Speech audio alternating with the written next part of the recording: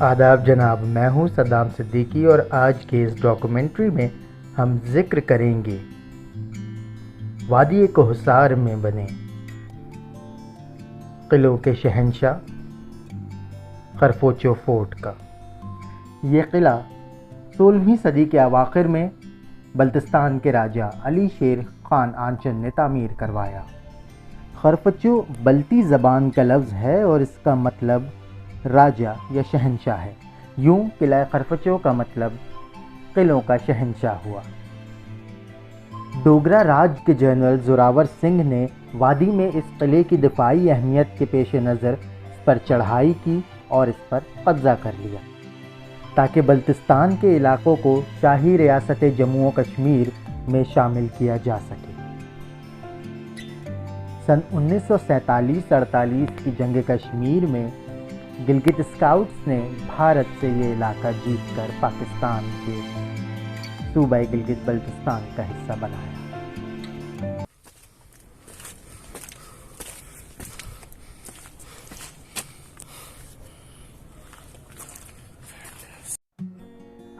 دور حاضر میں یہ قلعہ ایک سیاحتی مقام ہے جو اسکردو سٹی کے مین بازار سے 900 میٹر کی دوری پر واقع ہے۔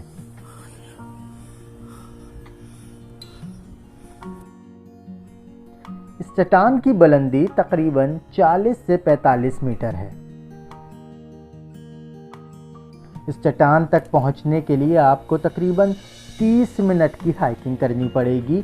فورٹ کے سیاحتی اوقات کار صبح 9 بجے سے شام 5 بجے تک ہیں اور غیر مقامی افراد کے لیے اس کا ٹکٹ 70 روپے ہے۔ عمودی چٹان پر واقع ہونے اور مشکل ٹریک کے باعث نسبتاً کم سیاح اس کو اندر دیکھنے آتے ہیں۔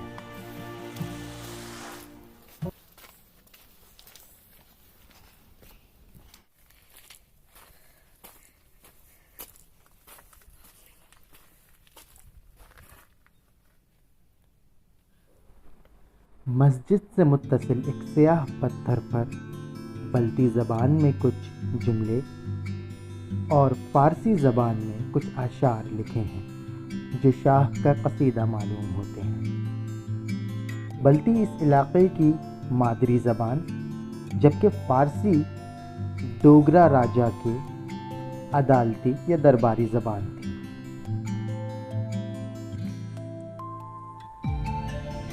اس قلعے میں سپاہیوں کے لیے کمرے، قیدیوں کے لیے زندان، پانی کے لیے حوض اور نماز پڑھنے کے لیے مسجد بھی قائم ہے۔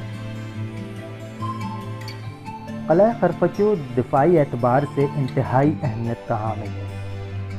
اس کی ایک جانب وادی اسکردو تو دوسری جانب صحرائے سرفرنگا اور دریائے سندھ واقع ہے۔ اس کی پشت پر ایک عمودی چٹان ہے جو اسے دشمن سے محفوظ رکھتی ہے۔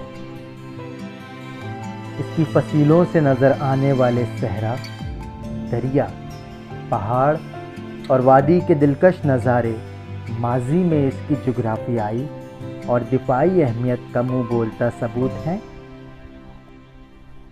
جبکہ دور حاضر میں ایک سیاح کے لیے پرفضا مقام کا لطف اٹھانے کے ساتھ ساتھ اپنے ماضی کے دریچوں میں جھانکنے کا موقع فراہم کرتے ہیں۔